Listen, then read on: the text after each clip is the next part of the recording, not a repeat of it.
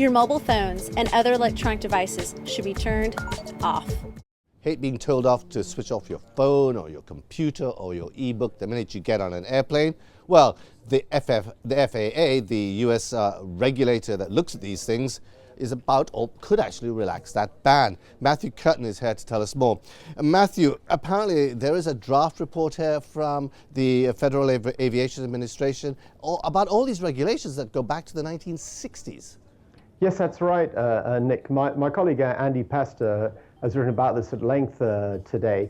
The FAA has compiled a draft report with a lot of input from the industry about whether or not there actually is a risk to having cell phones or other handheld gadgets operated while a plane's in flight, but particularly at low altitude, whereas every air passenger knows it's strictly forbidden at the moment. All those fairly stern messages from the pilot and the cabin crew telling you to turn off your machines. But why is it forbidden at the moment?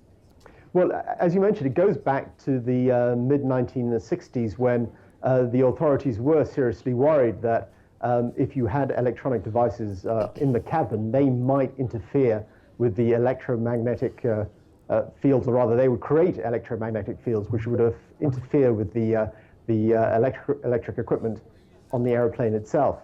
Now, it turns out to the study that the FAA has now compiled that those fields seem to be so weak that there is really next to no risk of any interference in the way the airplane operates. But obviously they're not going to rush into saying everything's open sesame here. I mean, I know a lot of planes are planning to install Wi-Fi at the moment. So how soon could we start seeing this ban being reduced? Well, I think we're still a few months away from any definitive action. But you touch on a good point there. There are people worried that if the FAA doesn't act soon, then its rules banning the use of these devices will simply be ignored. And as you mentioned, a lot of airlines already in the US and increasingly in Europe are installing Wi-Fi on board so people can play on a local network with their various toys and computers.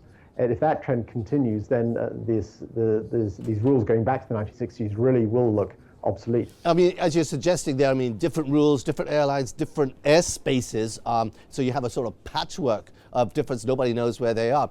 But I think let's make it clear here that we are talking, I assume, initially, not about making phone calls. We're just talking about actually playing on your computer or your computer games or reading an e-book.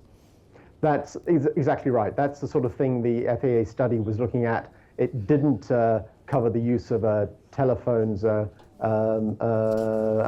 this stage.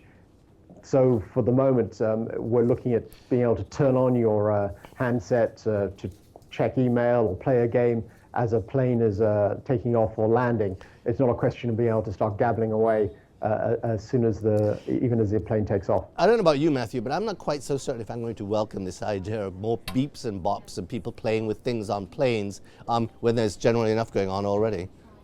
I think you're right, Nick. A lot of people like that time in the airplane as a way to escape from the office, time to sleep, and so on and so forth.